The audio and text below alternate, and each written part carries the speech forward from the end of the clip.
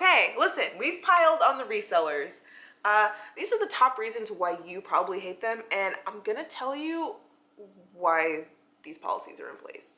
Do me a favor and hold all tomato throwing for the end of the video. Hi guys, welcome back to my channel. So there is a lot of discourse about some of the luxury resellers and a lot of unpopular policies that they have. Now, I worked in the industry for a very, very long time, and I'm gonna stick up for them today. Yeah, I was on the ground in that industry for 10 years, and I have seen some wild stuff transpire. A lot of these policies were enacted because so often do certain rules and certain policies get abused, and a lot of these kind of are protections for that. Now I have a couple here just off the top of my head. If you guys have any other policies, any other resale policies or any other like norms or just other the ways that things tend to happen, if you have any questions about that, comment them down below, and that could be subject matter for a future video. These are just some that I know people do not like, but there's a reason why they are in place. If you love the luxury resale industry, if you love to shop designer pre-loved, if you love to get the best deals, then be sure to subscribe if you haven't already. My name's Katherine. Like I said, I worked in the industry for close to 10 years, and I just put out videos and information all about my experiences on the ground. So with that, let's get started, and let me know what you guys think. I know a lot of people in the industry, and overwhelmingly, the people in the industry, they work super hard. Now, yes, of course, there are bad actors. There are bad actors in absolutely every industry in the world, but a lot of work goes into resale, a lot of stuff behind the scenes. It is a very meticulous, labor-intensive line of work, and I am here to stand up for certain players in the resale industry, because I think it would be good for kind of you guys to understand a lot of what goes into this behind the scenes. Generally speaking, businesses are not trying to steal from you. Your reputation in this industry is absolutely everything. Yeah, nothing matters more in this business than your reputation regarding things like authenticity and how you treat your customers and consigners. So generally speaking, most businesses don't set out to be dishonest and don't set out to be greedy or, you know, steal from people. I'm not gonna say this industry is free of mistakes. I'm gonna get more in depth into that later. But just know that the people typically tend to be acting in good faith. I can't speak for everybody, and I'm sure that there are a million horror stories out there, but it just has been my experience that for every one horror story, there's 100 people who are out there and happy with the way their transaction went and love their new purchases. So we're gonna start off with lowball quotes and offers. So often prospective sellers and consigners, they overestimate the true current value, the true current demand of the items that they're trying to sell. And one thing that is also very common is they routinely underestimate the value of the labor that goes into creating the transactions to sell the products. You guys know, if you've been around with my channel for a while, that is a hobby horse of mine. Other people's time and resources are valuable. If they're willing to use their time and resources to devote to bettering your life or doing a task for you in some way, then I believe that it is right to compensate them for it and compensate them for it fairly. Now, what has happened in the resale industry over, I would say, especially the last 5 to 7 years is I think we've begun to overvalue some of the products as opposed to the people whose labor and time and energy and lives go into the actual sale of the item itself. I've said this probably a million times in this channel. If you see an item selling for $1,000 and you want me to sell it, I'm not going to give you $1,000. Every company has their own policies regarding the percentage of commission that they decide to take, but it should be fair to all parties involved. And there's one thing I do kind of want to clear the air about with the resale companies. I would say that generally speaking in this industry, to accuse them of being greedy, I think is not fair. Like I said, a lot of work goes into this. I'm going to be talking about some of the very specific things that go into it, and to compensate people for their time, energy, knowledge, resources, etc. fairly, I just think is not only the right thing to do, but it ensures that this industry can continue to can continue to go forward. So that's the first thing. The second thing, with lower quotes than you might have been anticipating. After you get away from the actual labor and time it does cost the company, the most important thing absolutely is demand. The people generally who are on the ground working in the industry 40 hours a week or more in many cases, it is their job to kind of understand the pulse of the amount of demand there is for the item. And as I said earlier, it is kind of human nature for people to overvalue and overestimate the demand for the item that they'd like to sell, meaning that they want to get as much money as possible. I've spoken about this in so many videos. Please, I'll leave a list of some down below where I talk all about the selling process and how to get the best deals, etc., what to expect. But the pre-loved luxury resale market, like many, is a buyer's market. It is never a seller's market, and an item is worth what people are willing to pay for it. Point blank, period, the end. And a lot of the time, yes, that means that you are very, very likely to lose money on a sale for a designer handbag. If there are not things like scarcity, like high demand, then, you know, there aren't going to be as many people checking for your item in particular, and that is going to affect the price. So a lot of the time you may feel like the quotes that you receive for certain items are lower than you would expect. There's a reason why, and that reason typically is because it's falling in line with the current demand. So what I always recommend is doing your research, getting a good understanding of how popular the item that you're trying to sell is in the moment.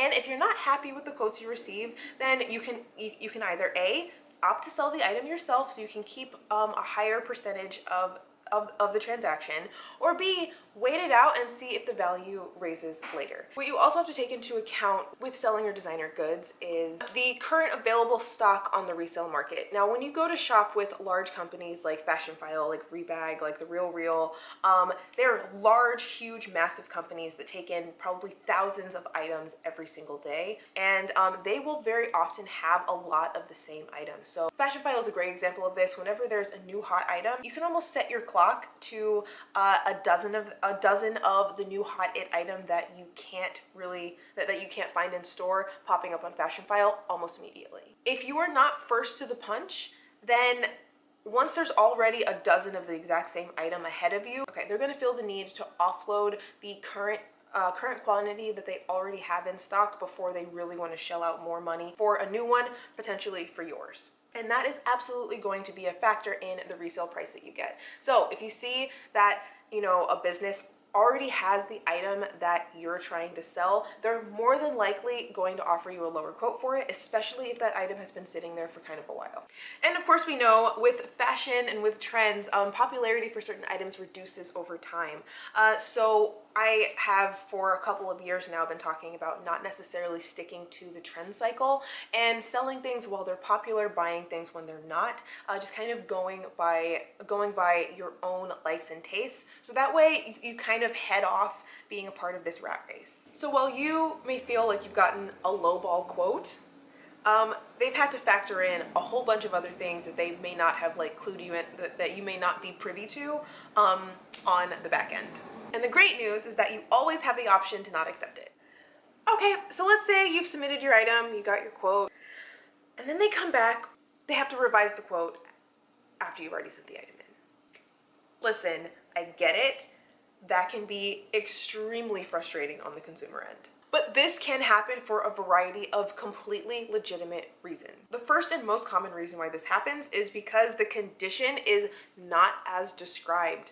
If I had a nickel for every time I heard someone say, I never wore it, it's like brand new, I'd be able to afford a Chanel bag. I always recommend taking very detailed and clear photos.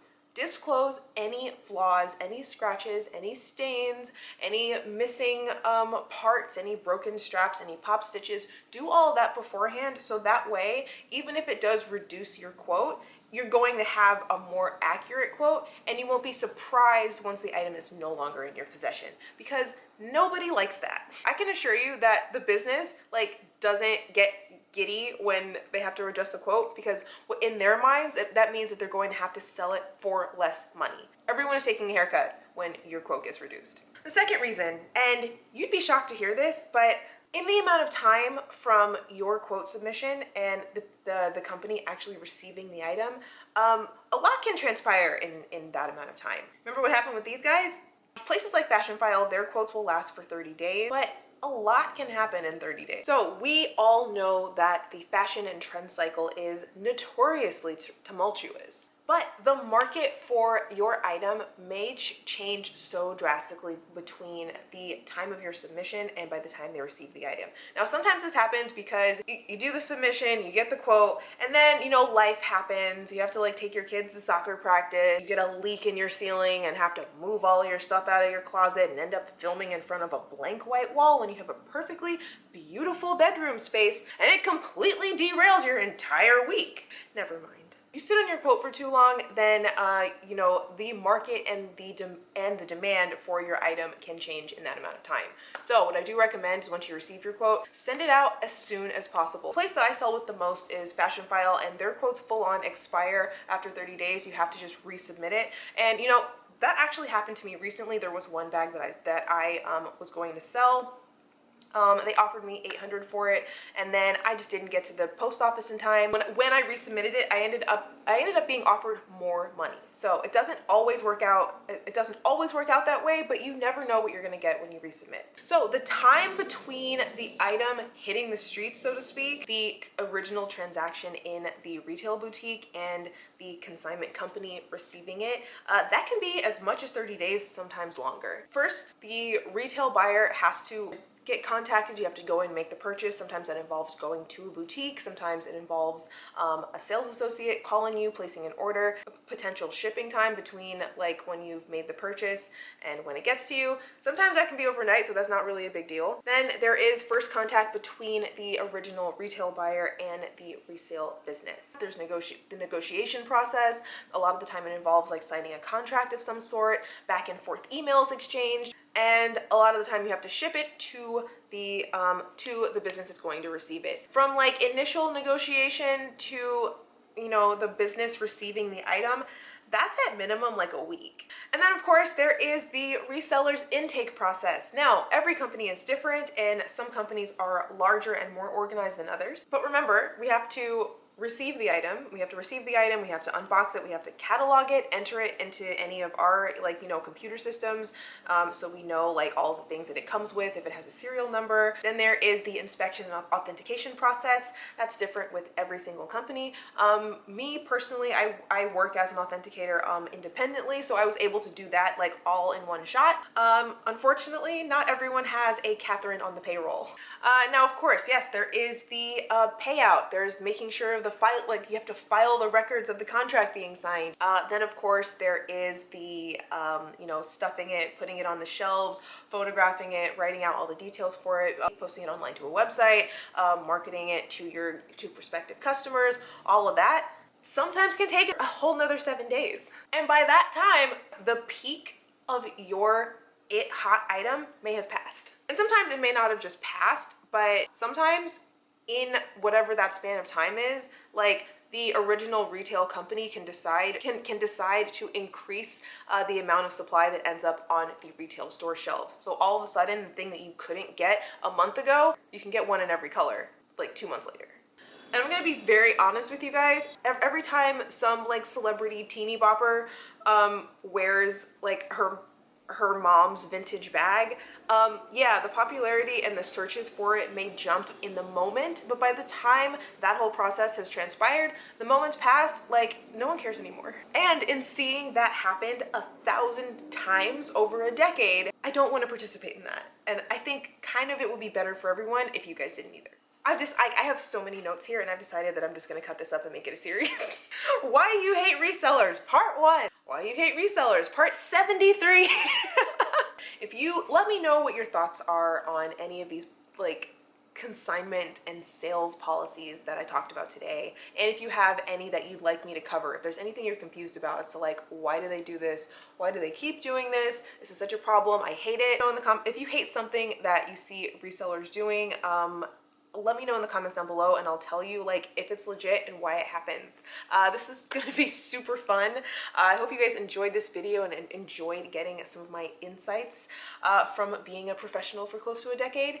And yeah, leave me some suggestions down below. With that, I'm gonna leave it here. Be sure to check out the videos that I leave down below in the description box and hopefully here on screen. I'm gonna tell you all about like what you should expect with selling your items. I've been a broken record about this for years and hopefully you guys are listening. Love to hear your suggestions and I'll see you guys in my next one. Bye!